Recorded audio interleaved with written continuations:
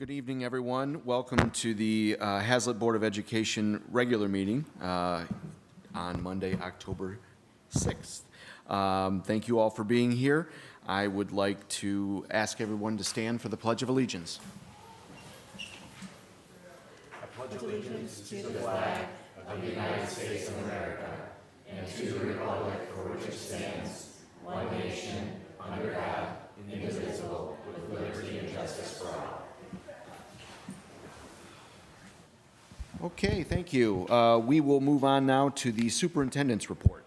I have just a few short items to report tonight. First, our middle school custodian, Bill Miller, submitted notice of retirement effective June 30th, 2026. Mr. Miller was thanked for his 30 years of service to the district and wished well in his future retirement. I also have a couple of personnel recommendations for tonight. The first one, our middle school principal, Paula Dobson, is being recommended for the position of Director of Student Services, filling the vacancy left in that role by Nick Hamilton when he became our new Associate Superintendent. Ms. Dobson has been our middle school principal since 2023 and Associate Principal before that. Prior to working in Haslett, Ms. Dobson worked as Principal, District Special Education and 504 Coordinator, and as a Special Education Teacher for Durand area schools. In related news, Diane Newman, retired Director of Student Services, is being recommended as the Interim Director of Student Services. We are thankful that Ms. Newman is assisting during the transition. The middle school principal position is currently posted on our website with interviews expected later this month. Haslett Homecoming was this past Friday and Saturday. I assume everybody in the community knows that. And I just want to thank everybody that assisted in the event. We had record attendance at both the game and the dance, the parade and game on Friday, as well as the dance on Saturday would not have been possible without the assistance of staff and volunteers. And so just a huge thank you to everybody that was involved in that. I got a couple of shout outs. The first one is from a parent for our high school safety attendant, Dalton Hilliker, for doing a fantastic job in directing traffic during high school drop-off. His work is making a positive difference. As a parent in the high school drop-off lane, I can agree. Good job to Dalton. And I've got another shout out for Murphy principal Kevin Hatch. Kevin is the most student-oriented principal I have ever worked with. He is constantly in classrooms encouraging students, assisting teachers, and solving issues. I have no idea when he completes all of the other tasks that an administrator must do, wrote this individual, and I would certainly second the observation about Kevin. On that note, October is National Principals Month, and we're honored to celebrate the exceptional leaders that we have at the heart of our district. If you all happen to see a principal this month, please take a moment to thank them for the difference they make in the lives of our teachers, students, and families. We're incredibly fortunate to have them leading our schools. This is a bit early of an announcement, but is needed because we won't have a second meeting streamed this month. Our high school is performing Once Upon a Mattress. Performances are scheduled for November 21st and 22nd of 2025, and students are currently hard at work preparing to entertain our community. Ticket information will be provided in the coming month. And last but certainly not least, I want to welcome Xavier Pasas to a member of our Superintendent Student Advisory Board. He will share information about the discussions and work being done by our student advisory team. So welcome, Xavier. Yeah. Good afternoon. My name is Xavier Pasas. I'm a senior at the high school, and I'm on the Superintendent's Advisory Board, or Student Advisory Board. We meet once a month in order to talk about issues facing students and try to create solutions to make the school experience better for all. As a representative from advisory to the board, I'm pleased to share what we have been discussing in advisory. Starting with the fact that on September 25th, our latest meeting, here in the administration building, we're joined by Mrs. Dove and Mrs. DeWitt for our first discussion of the year. Well, I mean, technically second, but in this building. We also got to meet Mr. Hamilton for the first time, so we got to play a few icebreaker games, got to know each other better, so yeah. Our main discussion was focusing about centralizing club information in order to make it more readily available for students at the high school. That means working with Mr. Kimball with an emphasis on student-based resources. So we intend on improving that for the high school.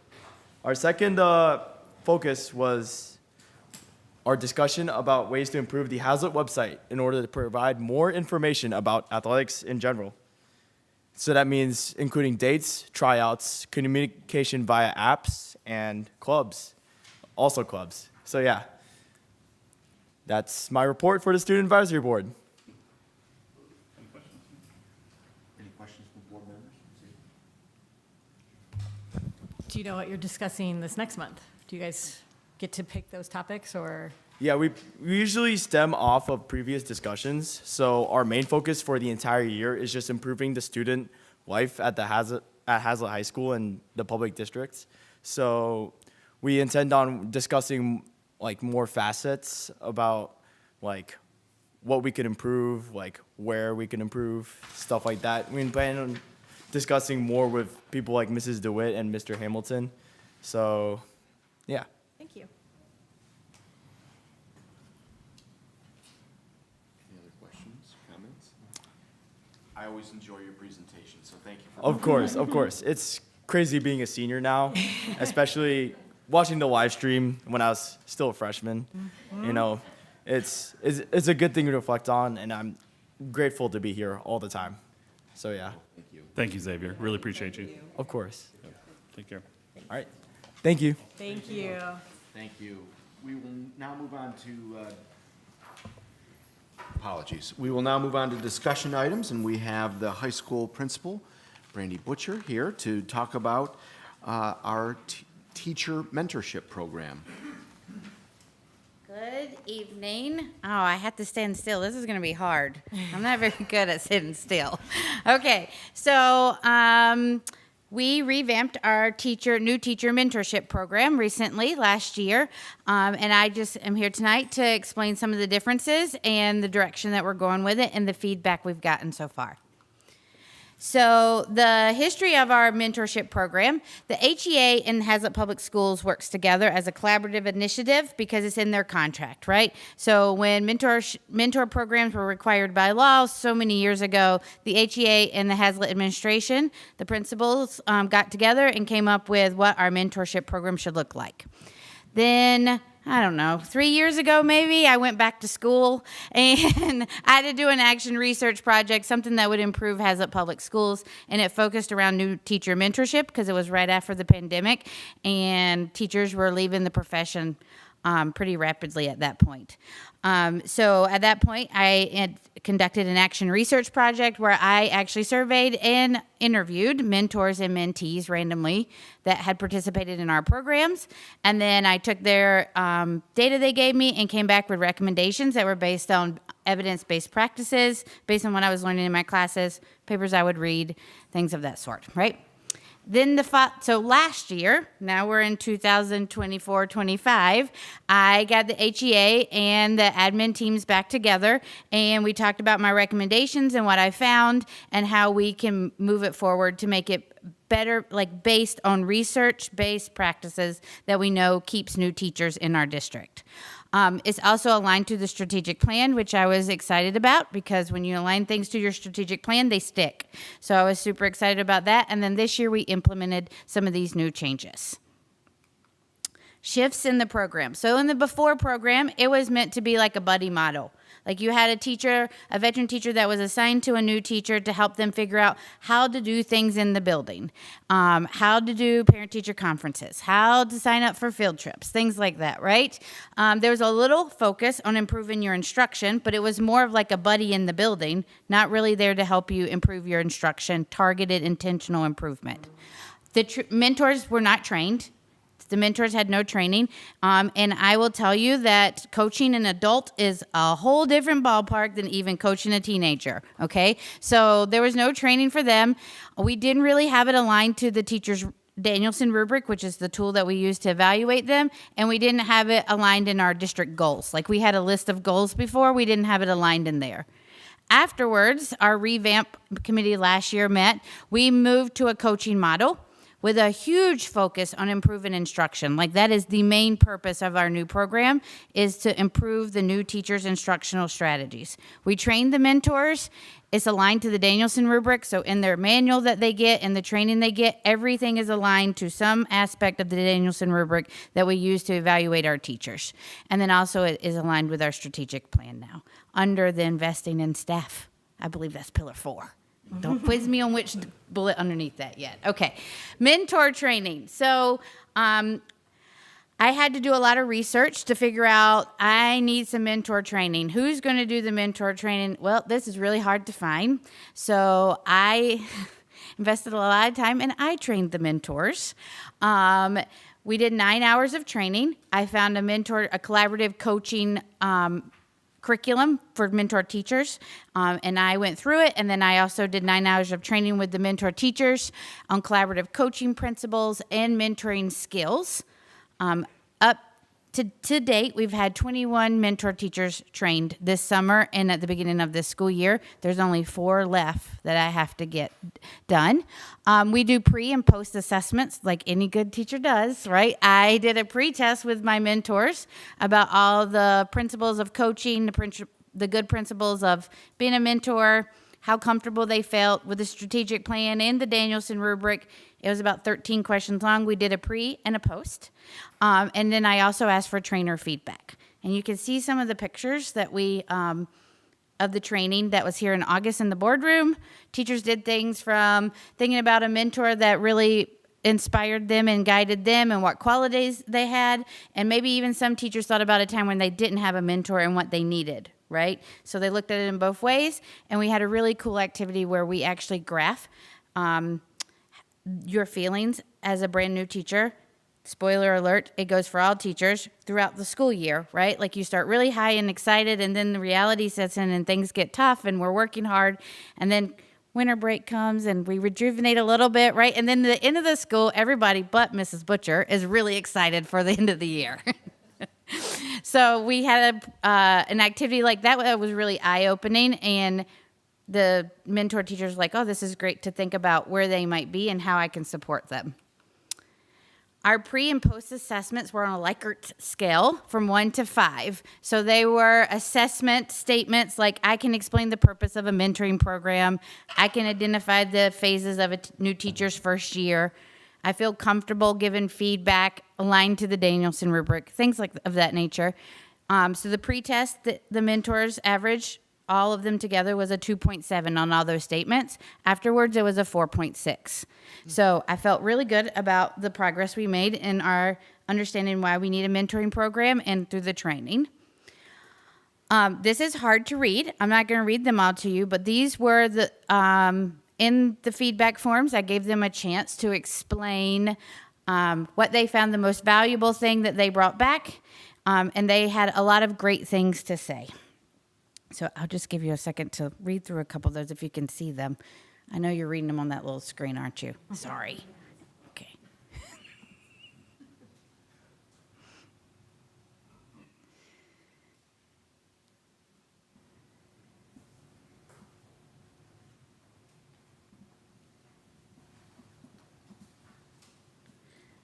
Okay. All right. So just a little bit about what the program looks like. So we have 2 parts of it. There's the coaching part and there's the mentoring part. We separate those 2 out. The coaching part helps you improve your instruction. That is as a teacher, that's a huge part of the program. The mentoring part is kind of being the wiser veteran teacher that's been around for a while that will help you answer all the how do we do that questions, right? So the coaching cycles, there's 3 parts to it. There's a planning meeting where you meet with your mentee and mentor and you identify things the mentee wants to work on. And that since they're familiar with the Danielson rubric, they can use that as a guide to help them also like get all of our ducks in a row for when the administrator comes through and does their evaluation system as well. Then there's the coaching and feedback session where the mentor goes into the classroom for at least an hour and watches the lesson, right? And then there's the reflection part at the end where they meet together and they talk about the feedback that the mentor gave them, ask what our next steps are, and they have a good reflection, right? Those metacognitive skills of a teacher being able to say, this is where I'm stuck, this is where I need help with, and this is where I want to grow is super powerful. And they were given in their training resources to do all of these 3 events. They were given resources to help them do the pre-planning conversations, the observations, and then the reflection conversations. So in Michigan, if you are a teacher that has never been granted tenure before, right? So you're either brand new out of college, or maybe you moved in year 3 and now you're at a different school. You have to start over with the mentoring program. You have to have a mentor for 5 years. The first 3 are super official. Like they have to have observing, meeting with you regularly. They have to have, and the last 2 are kind of like an informal mentor. Okay. If you've been granted tenure in another district, either in the state or out of state, you get to be on a 2-year. Okay. So in that bottom corner, you'll see that the brand new teacher to Haslett that's never been granted tenure is going to have 2 coaching cycles. They're going to have one in the fall and one in the spring, on top of having their administrator also provide feedback to them, right? So it's just another 2 more sets of feedback for them. So years 1 and 2 do that under the 5-year program, and then by year 3, we scale it back to once. For the 2-year program, we'd scale it back to begin with to 2 the first year and 1 the next year, because you've been granted tenure in another district somewhere in the universe. So you should be okay. All right. Then the other aspect are those mentoring meetings. These are where we get to the details about like how we do things in Haslett. What does Haslett stand for, right? So for example, I put some things up there: parent-teacher conferences, report cards, the copier, Skyward, those kinds of things, right?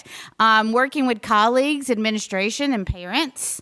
And then your frequency of those mentoring meetings depends on what year you're in. So if you're a brand new teacher, you're meeting monthly. You're probably meeting more often than that, but monthly is the least requirement. Then your second year, quarterly, and then by the time you're on your last year of that official mentorship, it's the beginning, middle, and the end of the year.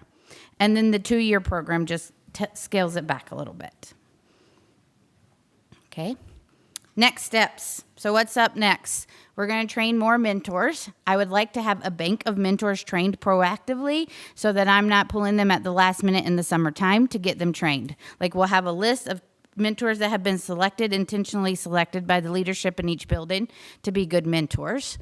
The mentors actually ask me for more training. Like they want to do more practice and more norms of collaboration and more sentence stems and questions about what do you do when you keep getting roadblocks or challenges, obstacles, right? How to have those crucial conversations can be tricky sometimes. Some people wanted me to move the binder to a digital resource, which is easy enough. I just got to put it in a folder on Google. And then at the end of the year, we will, of course, have an evaluation for this new system.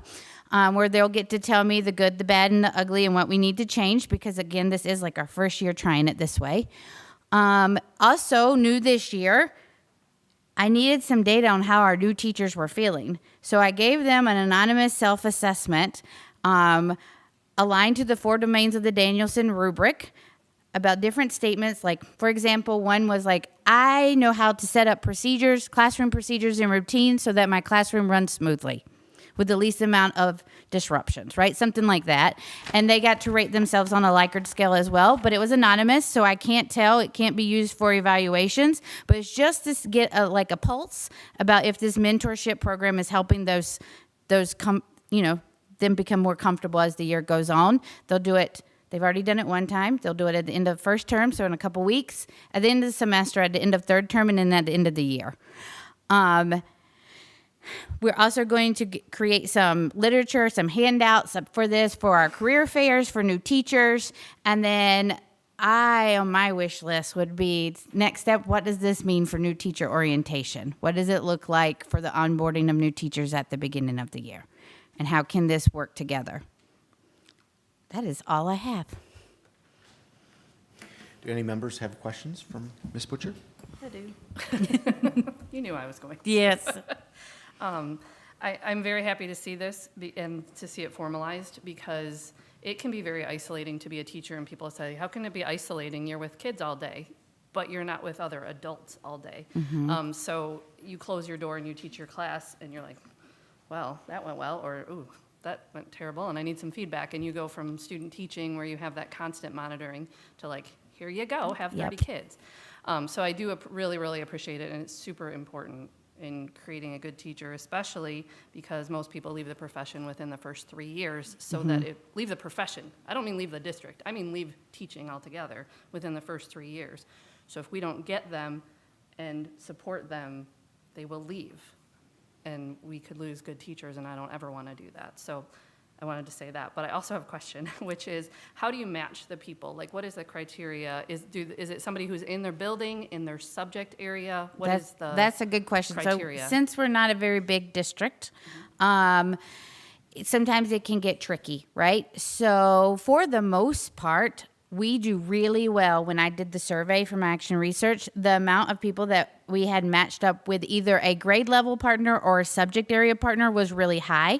The areas that it gets tricky in is creative arts in elementary schools and special education and our itinerant staff, because sometimes they have extra mentoring rules on top of our mentoring rules, and it gets tangled. So those are the areas that's the hardest, but those aren't that everybody is struggling with those. But overall, when I surveyed grade levels and subjects, we do a really good job of that.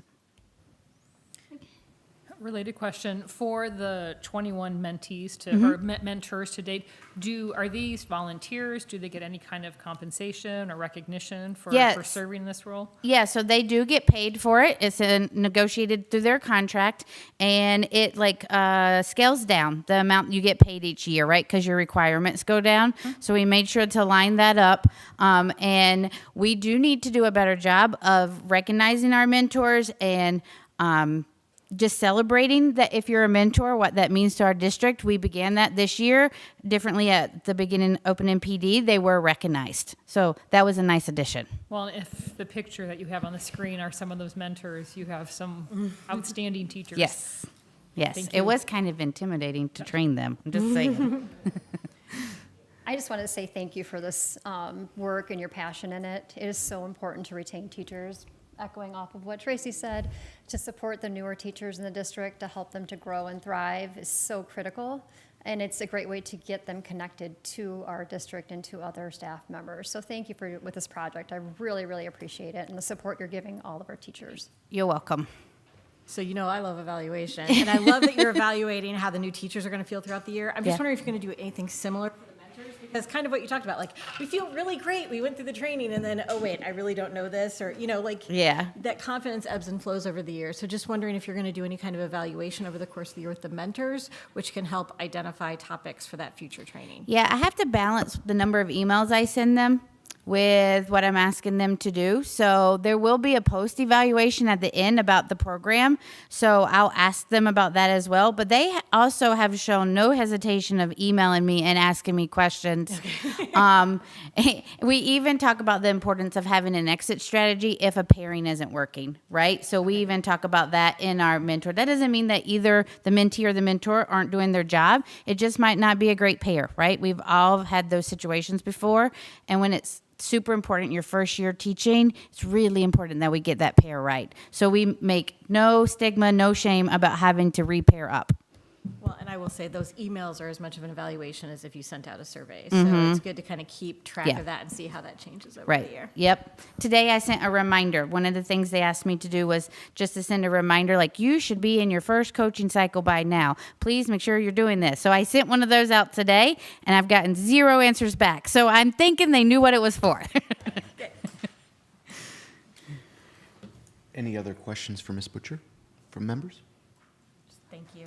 Yeah, thank you so much. You're welcome. I was really happy to learn about this, so thank you. And Yeah. thank you for all of your efforts. Thank all the mentors. I know that's a lot of extra stuff. So Some of them were going to come with me tonight, but I accidentally scheduled this on top of parent-teacher conferences.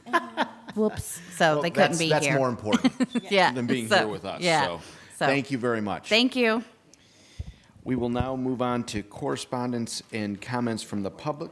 Oh, I skipped right over that. Thank you. Okay, thank you.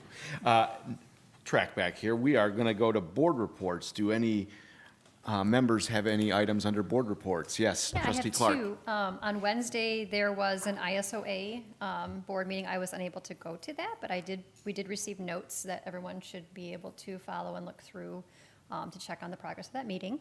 And then the second one is a shout out to the boys tennis team, 2025 league champs, 1, 2, 3, 4 singles and 2 doubles, all won their conference title.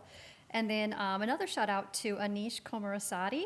He is the highest ranked high school tennis player in the state of Michigan Yeah. right now, and he's Yeah. also the Lansing State Journal Player of the Week. So if people can get out there and vote for one of our own Haslett student athletes, that would be amazing. I also want to thank or shout out to all the other athletic teams that are participating right now. I know girls golf is having a great season, with JV being #1 in the state right now. And I think varsity is ranked 2. So there's a lot of good stuff going on in the community and with our student athletes. Thank you very much, and I'll echo Anish. He's not only a good player, but he's a good kid, too. Yeah, yep, yep. I think related, I want to just give a shout out for the NBC News affiliate, WLAX does the school rules. And so Unified Sports, women's golf, and men's tennis had their 3 minutes and 45 seconds of fame. And if you haven't had a chance to watch it, you can watch it on YouTube. And it was nice to see Haslett featured. They all did a great job. And the jeans from Unified Sports. If you've seen the clip, you know what I'm talking about. The senior jeans were very impressive. Since we have one of our drum majors here, and he doesn't talk about being one of the drum majors when he gets up to present, I just want to let everybody know Wednesday is the Grand Ledge Marching Band Invitational, and our marching band will be out there if you have a chance and want to go see some great marching bands around the state. I believe there's an extra practice tomorrow night for our marching band to get ready for it.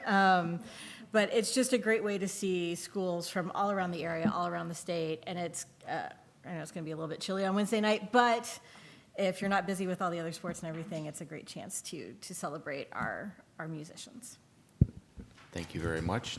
Any other board members? Yes? I Vice just want to President do Collins. one more for homecoming, because that's a lot of work for the parade, for the dance, all of the, everybody who was involved in it. I know that I had 2 teachers at my house. A float was built in my driveway, so I was like, okay, sure. But so everybody just chipped in and did a wonderful job. And I know the game didn't go as we would have all hoped, but going to that game, I have never seen so many people at a Haslett football game. That might have been the best Yeah, crowd that's- I've it ever was huge. seen. So It's it was huge. just thank you to everybody involved. Thanks. Thank you very much. Yeah, I was stunned when I walked through there. It was huge. Any other members have anything for this evening?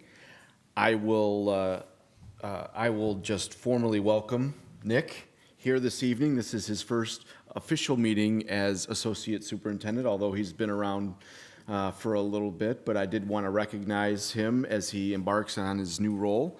I know we all know you're going to do a great thing, so thank you for your commitment to the school district, and thanks for being here. Yeah, sure. And now we will move on to correspondence and comments from the public.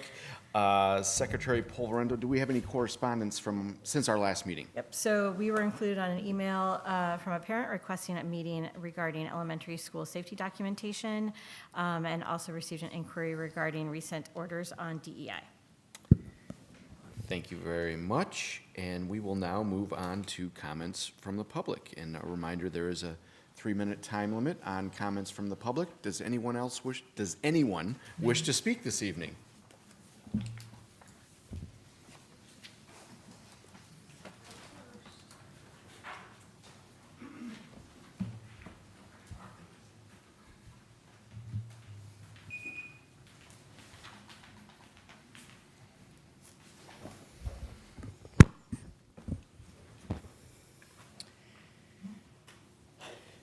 Hi, I'm Kirsten Kelly.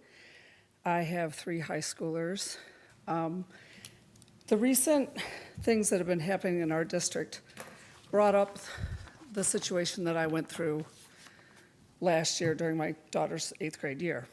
So good evening. How long should it take to restore a safe learning environment for a child?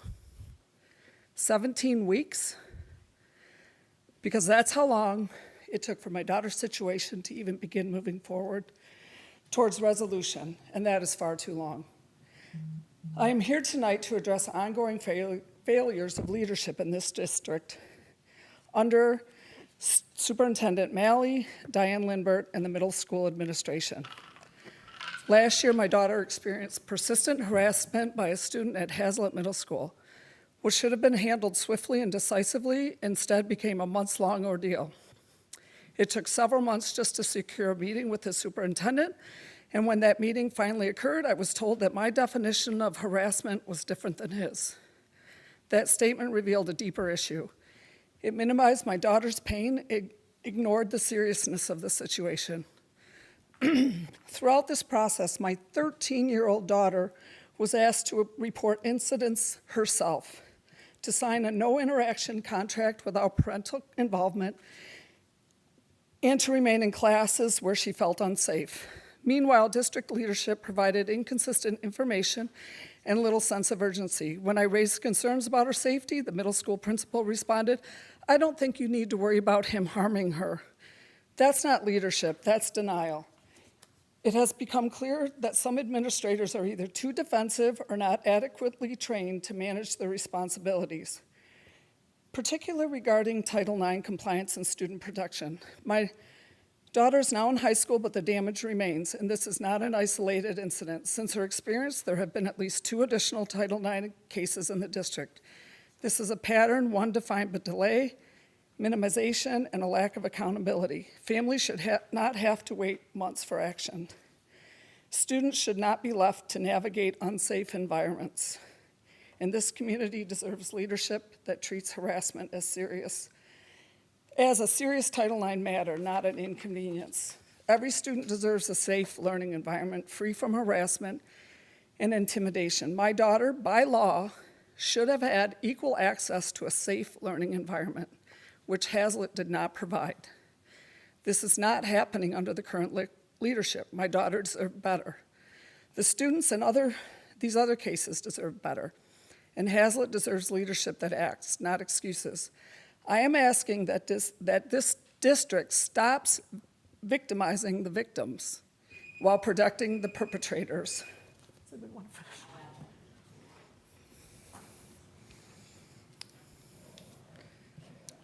Thank you very much. Thanks. Yep. Yep. She goes on to say, my daughter deserved better. The students in these other cases deserved better, and Haslett deserves leadership that acts, not excuses. I'm asking this district to stop continuing to victimize these victims while protecting the perpetrators. This particular perpetrator, who was protected due to his disability, was allowed to cause repeated harm to my daughter for over 17 weeks, and maybe more, because of this district's lack of timely and decisive action. Thank you. My name's Molly Maynard. Just so you know, this is factual. Thank you very much. Does anyone else wish to speak this evening?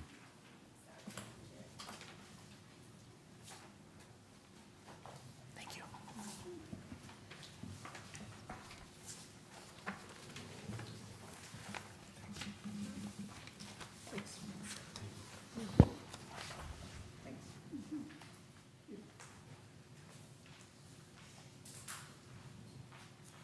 Good evening. What I'm going to say has the title. It's called Lives Flourish in Darkness, Truth Shines in Light. Good evening, members of the board, administrators, and community. My name is Tori Santucci. I have 3 children at Haslett Public Schools. Haslett has long been known as a great school district, a place where children thrive, teachers feel valued, and the community feels proud and involved. Under the leadership of Superintendent Duda and continued through Superintendent Cook, our schools were defined by strong academics, transparency, and a spirit of collaboration. Unfortunately, that legacy is now at risk. Under Superintendent Patrick Malley's leadership, the district is being steered in a troubling direction. High test scores, a hallmark of Haslett's academic reputation, have utterly fallen during his first year.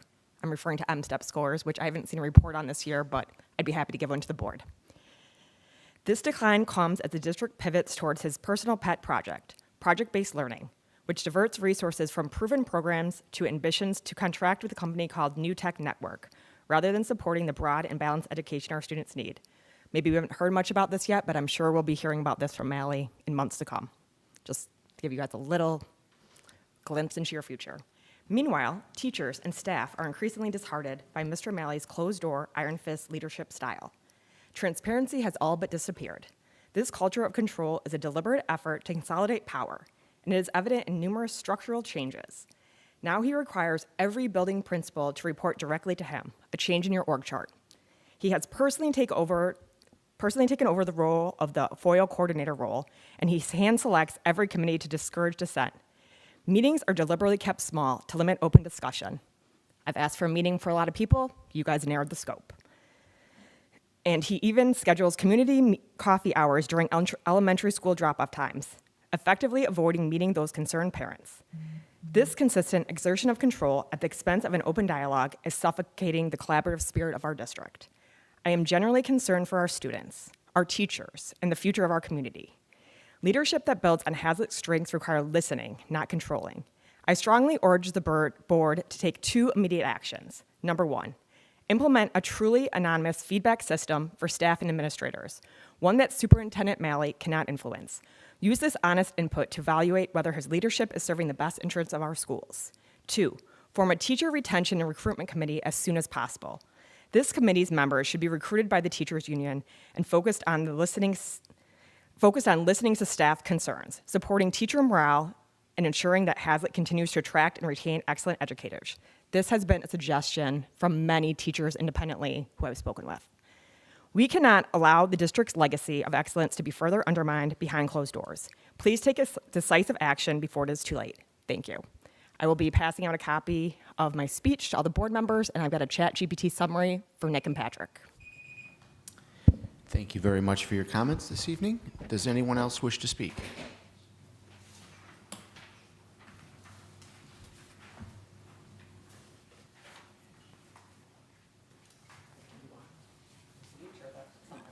Either one, whatever. Yeah, I'll take both.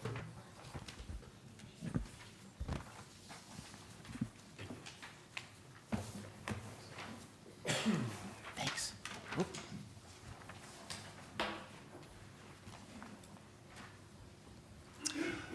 Hi, my name is Matt Steginga, and my daughter is one of the 4 sexual assault victims who have been failed by Haslett Public Schools Superintendent Patrick Malley's deliberate indifference. I want to start with a basic truth. The superintendent's first duty is to protect students and to lead with transparency and integrity. Superintendent Malley has done the opposite. I'd like to talk about FOIA, the Freedom of Information Act. It's the law that allows parents, teachers, and taxpayers to see what's really happening inside our district, to look at spending, communications, and decisions. It's how we ensure transparency and honesty. But Superintendent Malley has taken control of all FOIA requests himself. He removed the assistant superintendent from that process so that he alone decides what information gets released to the public. That's a conflict of interest, and it destroys public trust. When someone under scrutiny for Title IX failures dishonestly and a lack of moral judgment takes control of transparency, that's not accountability, that's manipulation. We're also seeing the same pattern elsewhere. He's now made every principal report directly to him instead of the assistant superintendent. He created another conflict of interest with the original Title IX investigator. That's not leadership, it's control. Every move seems to be about keeping information contained, not fixing problems. At $220,000 a year, this district deserves a superintendent who builds trust, not one who sends out district-wide emails claiming everything was handled appropriately after sexual assault allegations, while secretly hiring a PR firm behind closed doors and spending taxpayer dollars to protect his image. We need the board to act, and our demands are simple. Number 1, remove Superintendent Malley from control of the FOIA process. 2, hold a public forum so Superintendent Malley can be held accountable and demonstrate the transparency he says he values in his district-wide emails. Number 3, notify all parents school-wide whenever there are allegations of sexual assault. And number 4, provide an anonymous system for teachers to safely report concerns. Thank you very much. Does anyone else wish to speak this evening?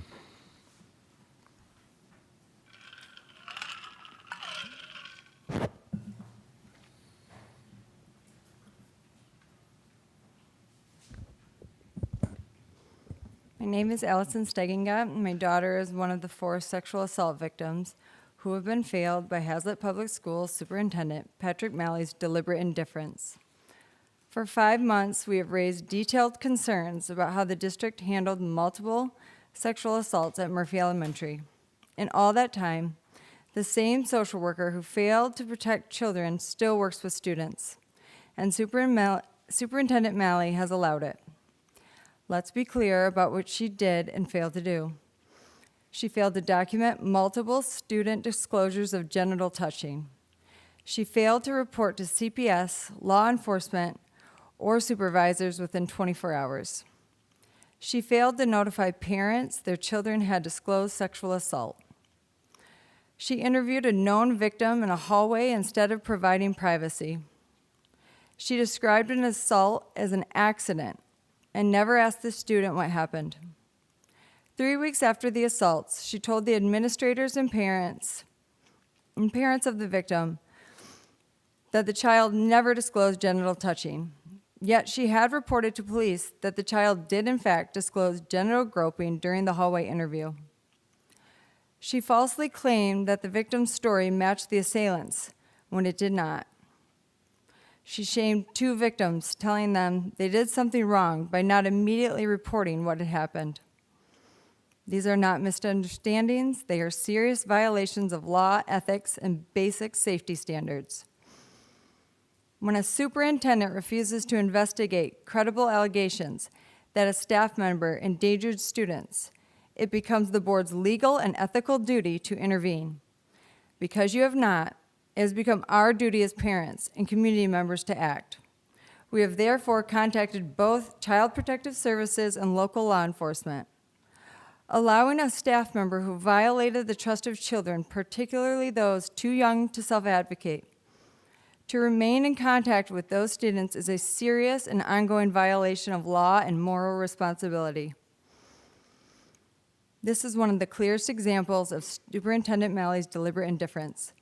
The board should have demanded an investigation months ago. Because Malley has chosen inaction for 5 months, you can no longer claim ignorance. The pattern is not isolated. It includes retaliation against victims and families who have spoken out, allegations from Malley's former district involving financial mismanagement and inappropriate use of direct funds, as well as education plans with no evidence base and declining student performance under his leadership. His avoidance of a public forum despite repeated community requests. The conflict of interest he created by his choice for the first Title IX investigator. I'm going to finish. His takeover of the FOIA process, creating a conflict of interest by controlling access to his own communications. Each of these failures would be alarming on its own. Together they reveal... Is there someone else who could finish your... I can read yours. You all can finish. Thank you.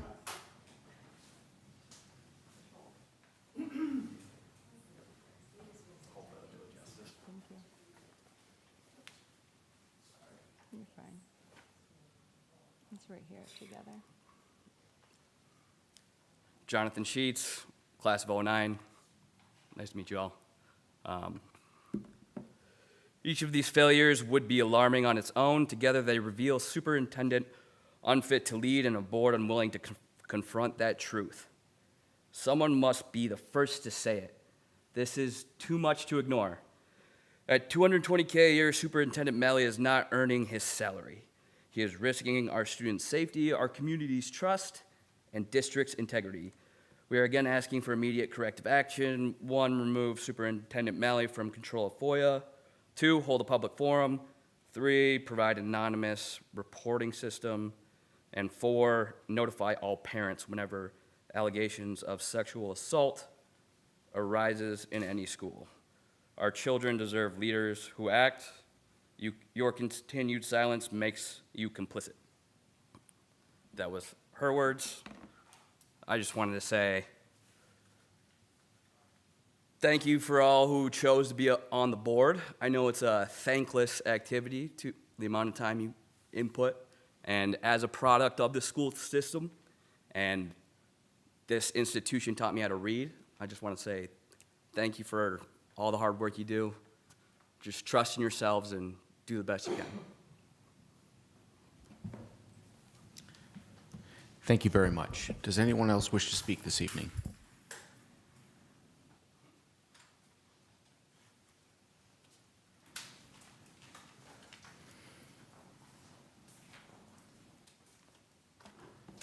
Good evening, Jeff Kessler, Haslett resident. I'm announcing that there will be a town hall meeting on October 29th, 6:30 to 8 o'clock at the Haslett Library. The purpose of the meeting is to allow for public comment on issues concerning Haslett schools. Issues such as Title IX, the worst M-STEP scores in Haslett history, lack of an academic action plan, where has DEI gone, reduction of public comment, inadequate FOIA responses, and the list goes on. There will be a 20-minute presentation followed by 1 hour of public comment. This town hall is not sponsored by Cattle. At the September 8th and 22nd board meetings, I requested an email with an action plan to address Hazlett's academic crisis. I never received a response, probably because my name's Jeff Kessner. So either you think the largest learning loss in Haslett history is not a problem, or you just don't care. Both can be true. On October 1st, I sent Mr. Malley and the board an email stating, quote, recently there have been changes to the equity plan, namely the removal of the DEI website and the position of DEI director. Changes have not been made to the building equity coaches positions and the district DEI committee working with staff to integrate justice into the core curriculum, just to name a few. I'm asking that you honor your commitment to update the community as to why the changes were made and provide guidance going forward. Number one, what is the district's strategy for aligning with executive orders and DEI?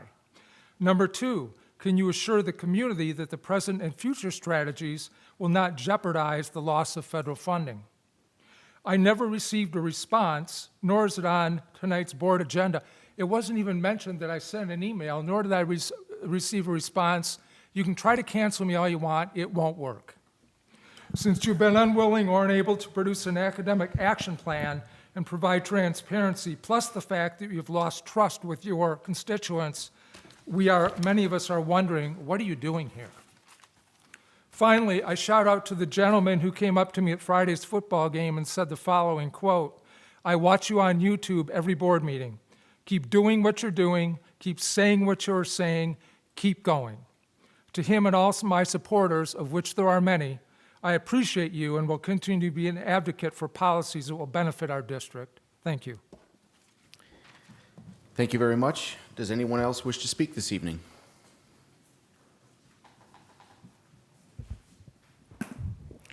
Good evening. Terry Geyersbach, Haslett resident. We all know how important it is to have strong and successful leaders. They lead by example, making ethical decisions, setting clear expectations, and cultivating an environment where people feel valued and have opportunities to grow and succeed. True leaders actively listen more and talk less. They engage with understanding and pay attention to the problems and different perspectives of each member. Successful leaders think clearly and evaluate all options. They are known for making well-informed decisions when under pressure. They take responsibility for their actions and decisions and own up to the consequences. And when things do not go as planned, a good leader is open and honest and takes responsibility for the team and provides solutions. And of course, good leaders respect and recognize the inherent worth of every school member, irrespective of position or background. Presently, Haslett and most of our surrounding schools are having major issues. What is going on? It's almost as though DEI and social justice have given teachers permission to not follow common sense. But you need common sense to be an effective leader. Unless you're just following some agenda from above that dictates how to handle situations, but how is that using common sense? My main questions tonight are, who is in charge here? Who makes the major decisions? And who are the leaders of Haslett Public Schools? Seems as though when something serious happens to one or more students, the game of hot potato begins. The situation gets passed from one adult to another, or possibly just thrown under the rug. Leaders need to lead. They need to have a real backbone and make ethical and rational decisions even when opposing opinions are present. I know all of you have good intentions, and I appreciate those who speak up sometimes against the norms. I am the oldest of 6, and a friend told my mother many, many years ago, "Joan, you have too many chiefs and not enough Indians." I hope more of our board members jump into the chief mode by supporting our students and parents and making our children your top priority at all times. Thank you. Thank you very much. Does anyone else wish to speak this evening?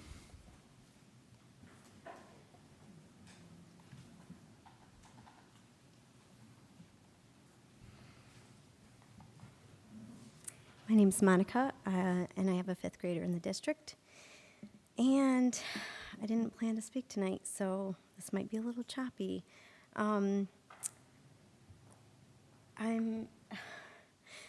This topic is tough for me, and I'm really heartbroken because of the lack of action from adults. And I know it's really hard to hear about disgusting things that happen to children.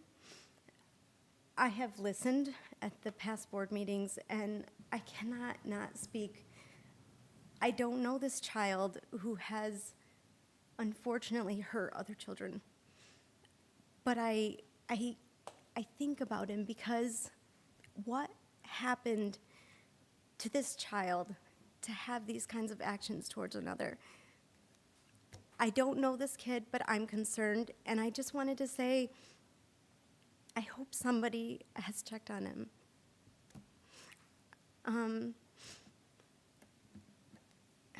Sorry, I do have some things planned here. 1 in 3 girls are sexually abused before the age of 18.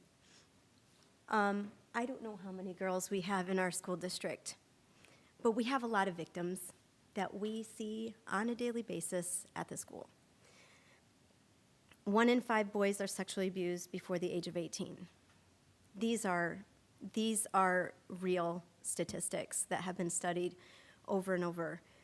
I hope we can do something very different in our school district to educate children and to educate teachers. It's not the teacher's responsibility to spot trauma and help these children in this way, but I think there's a lot of pressure on teachers as it is.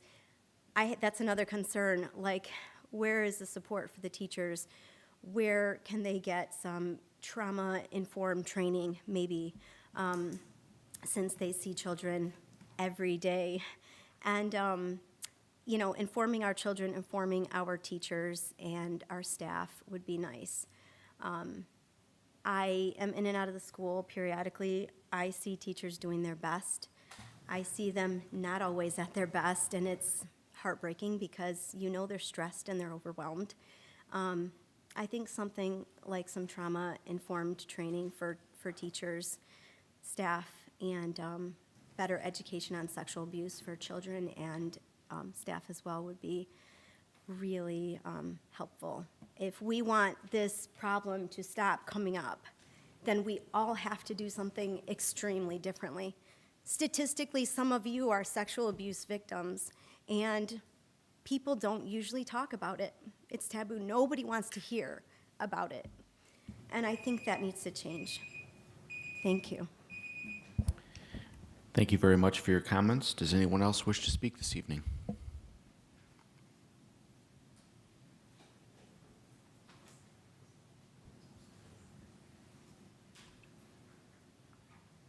Seeing none, we will move on to tonight's consent agenda.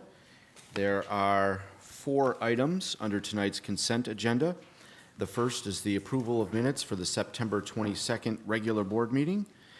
Item 2 is approval of the personnel recommendation that the superintendent outlined this evening. 3 is the approval of the other personnel recommendation that the superintendent talked about this evening, the interim director of student services. Obviously, the previous one was director of student services. And number 4, approval of the board policy changes that we have been discussing the last 2 or 3 meetings. There's a list of them there. Does any member wish to make a motion regarding this evening's consent agenda? I move approval of the consent agenda. I second.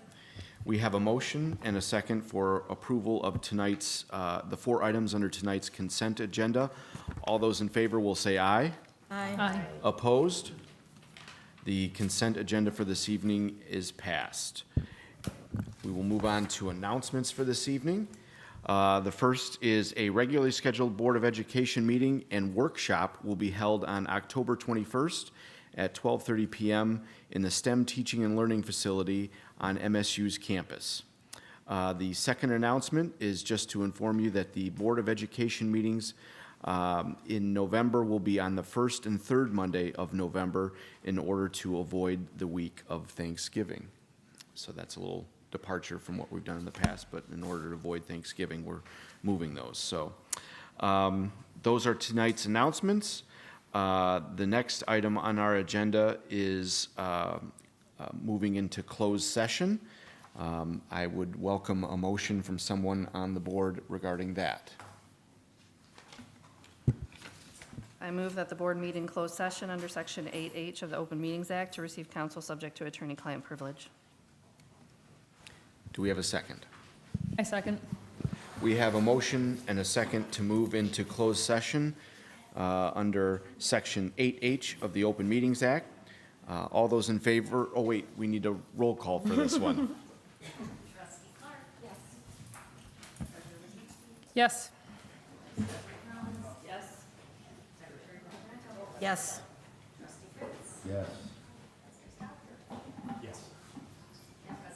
Yes. Board members, if you needed a minute or two prior to, yeah, go right ahead.